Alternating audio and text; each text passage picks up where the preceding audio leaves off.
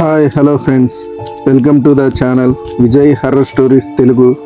మీరు ఈ వీడియోకి లైక్ చేయండి, అలాగే మన ఛానల్కి సబ్స్క్రైబ్ చేయండి. ఇది మాకు చాలా బూస్టింగ్ ఇస్తుంది. మనం ఇంకా లేట్ చేయకుండా స్టోరీలోకి వెళ్ళిపోదాం. ఇప్పుడు నేను చెప్పబోయేది శివ అనే ఒక వ్యక్తి కథ. అతను తిరుపతిలో పుట్టి పెరిగాడు, అక్కడే చదువుకున్నాడు. అతను హైదరాబాద్లో ఇన్ఫోసిస్లో జాబ్ తెచ్చుకున్నాడు, అక్కడే పని చేస్తూ ఉన్నాడు.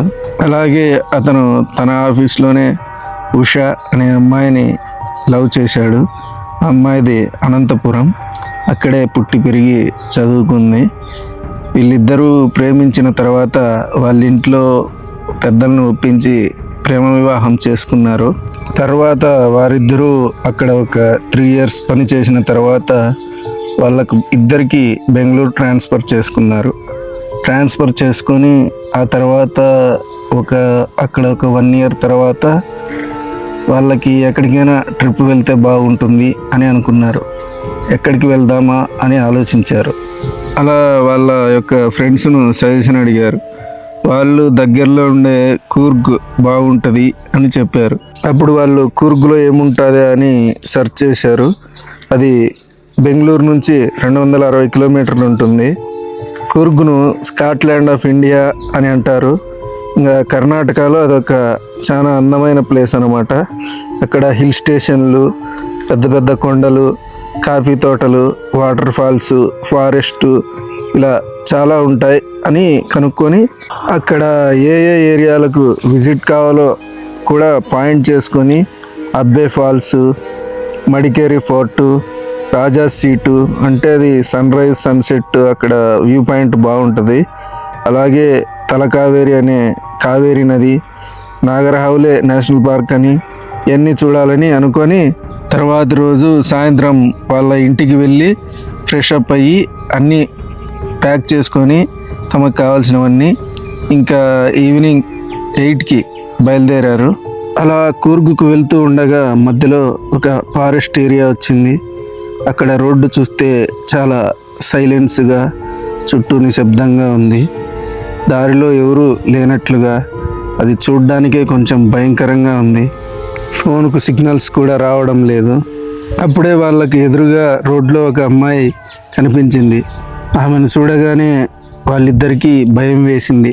రోడ్డు చూస్తే నిర్మానుష్యంగా ఉంది, ఏ వెహికల్స్ వెళ్ళడం లేదు, ఎవరూ లేరు. అప్పటికే 12 గంటలైంది. ఈ టైంలో ఎవరుంటారు? ఖచ్చితంగా ఈమె మనిషి అయినదని చాలా భయపడ్డారు. హార్న్ ఎంత కొట్టినా ఆమె వినిపించుకోవడం లేదు, అడ్డం వస్తూనే ఉంది. అది చూడగానే ఉషా ఇదేదో ట్రాప్లా ఉంది, నాకు చాలా భయంగా ఉంది, మనం మాత్రం కారు దిగద్దు అని చెప్తుంది. ఆమె ముఖం చూస్తే కొంచెం ముఖం మీద గాయాలైనట్లున్నాయి. ఆమె ఎందుకో బాధలో ఉన్నట్లు, ఆమె మనకేమీ హాని చేయదనే ఫీలింగ్ శివాకు కలిగింది. అందుకు కారును ఫస్ట్ గేర్లో పెట్టుకొని ఒకసారి ఆమె ఏమి చెప్తుందో విన్నాము అని విండోస్ ఓపెన్ చేస్తాడు. విండోస్ ఓపెన్ చేసిన వెంటనే ఆమె ఇలా చెప్తుంది, బాబు నేనేమి దయాన్ని కాదు, ఇక్కడే నేను మా ఆయన ఇలా కురుగుటూరు వెళ్తూ ఉండగా ఇక్కడ కారు కంట్రోల్ తప్పి లోయలో పడింది. నాకు మా ఆయనకు గాయాలయ్యాయి. మా ఆయన ఫ్రంట్ సీట్లో ఉన్నాడు, మా అమ్మాయి మాత్రం వెనక సీట్లో ఉంది, తనకేమీ కాలేదు, తనని మీరే ఎలాగైనా కాపాడాలి అని చెప్పింది. అది విన్న వెంటనే శివ ఉషాకు జాలి కలిగింది. మరియు ఇంకో సైడ్ వాళ్ళు ఇలా అనుకున్నారు, ఒకవేళ ఆమె చెప్పేది నిజమైతే వాళ్ళ వల్ల ఒక నిండు ప్రాణం దెబ్బతింటుందేమో అని ఒకసారి చెక్ చేద్దామని శివ ఉషతో నువ్వు కారులోనే ఉండు, ఎటువంటి పరిస్థితులలో కారు దిగద్దు అని చెప్తాడు. అలాగే ఆ దారిలో కనపడిన అమ్మాయిని కూడా కారులో కూర్చోబెట్టి వెనక సీట్లో తను ఆ కారు లోయలో పడ్డ కారును చూడడానికి వెళ్తాడు. అప్పుడు ఆ కారులో ఉన్న అమ్మాయి మా పాపను ఎలాగైనా సేవ్ చేయండి అని చెప్తుంది. ఇప్పుడు శివ సరే అని చెప్తాడు. కారు లోయలోకి వెళ్ళి చూస్తే అది అప్పుడే యాక్సిడెంట్ జరిగినట్లుగా అనిపించింది. అప్పుడు శివ కొంచెం దూరం కార్ దగ్గరికి వెళ్ళి చూస్తే వెనక సీట్లో ఒక చిన్న పిల్ల ఉన్నట్లు గుర్తించాడు. ఫ్రంట్ పార్ట్ మొత్తం నుజ్జు నుజ్జు అయిపోయింది.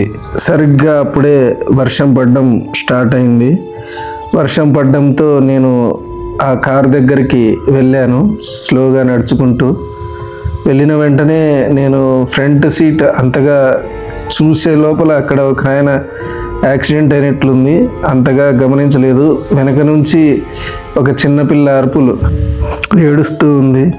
వెంటనే ఆ చిన్న పాపని డోర్ తెరుద్దామని ట్రై చేస్తే ఆ కార్ డోర్ లోపల నుంచి లాక్ అయి ఉంది. ఎలాగోలా కష్టపడి చాలాసేపటికి అది తీశాను. తీసిన వెంటనే ఆ పాప శివ దగ్గరికి రావడానికి భయపడింది. అప్పుడు శివతేజ, నేను నిన్ను మీ అమ్మ దగ్గరికి తీసుకెళ్తాను రా అని అంటాడు. అప్పుడు ఆ చిన్న పాప, మీరేనా అంకుల్ అని అంటుంది. అది విన్న శివ కొంచెం ఆశ్చర్యపోతాడు. నన్ను అంకుల్ అంటాది ఏంటి అని. సరే పద మీ అమ్మ దగ్గరికి తీసుకువెళ్తా అని కార్ దగ్గరికి తీసుకువెళ్తాడు. తీసుకువెళ్తూ ఉండగా ఆ చిన్న పాప అమ్మ అమ్మ అంటూ ఏడుస్తూనే వచ్చింది.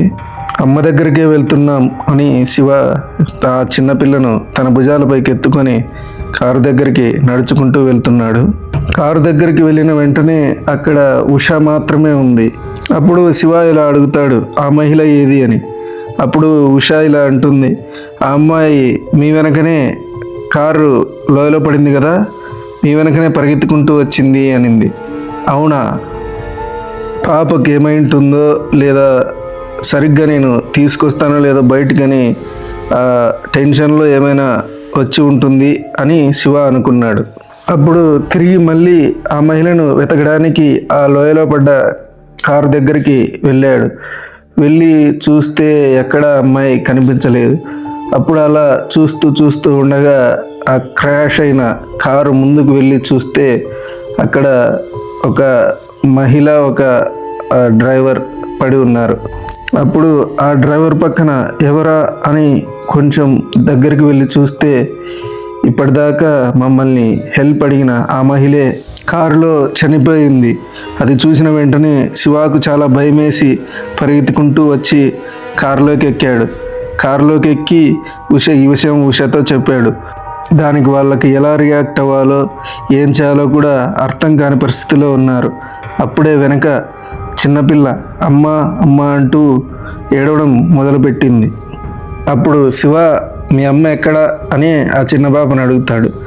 అప్పుడు ఆ చిన్న పాప, మా అమ్మ కారు ముందు భాగంలోనే ఉంది, ఎంత కదిలించినా కదలడం లేదు, ఎంత పిలిచినా పలకడం లేదు అని చెబుతుంది. వెంటనే శివ ఉష భయపడి వారికి ఏం చేయాలో తెలియక దగ్గరలో ఉన్న పోలీస్ స్టేషన్కి వెళ్ళి జరిగిన విషయం అంతా చెప్తారు. అప్పుడు ఆ పోలీసులు ఈ యాక్సిడెంట్ శివ ఉషనే చేసినారేమో అని అనుకున్నారు.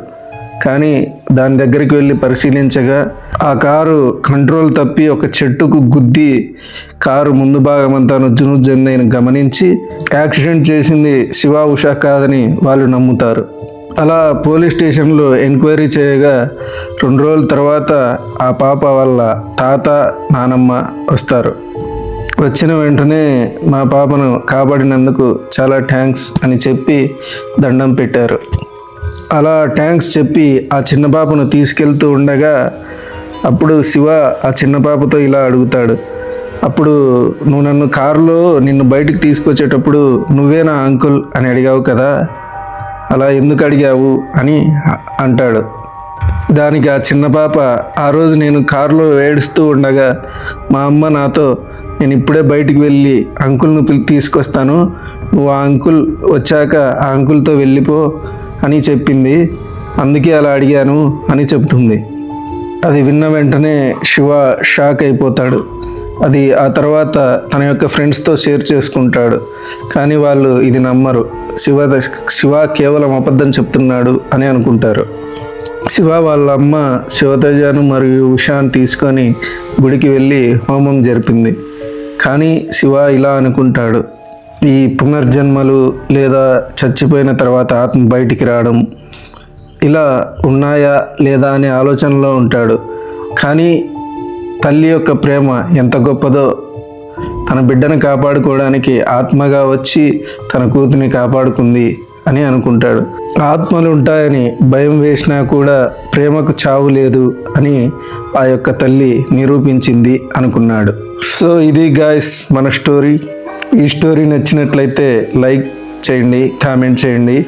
అలాగే ఇలాంటి వీడియోస్ కోసం ఈ ఛానల్కి సబ్స్క్రైబ్ చేసుకోండి.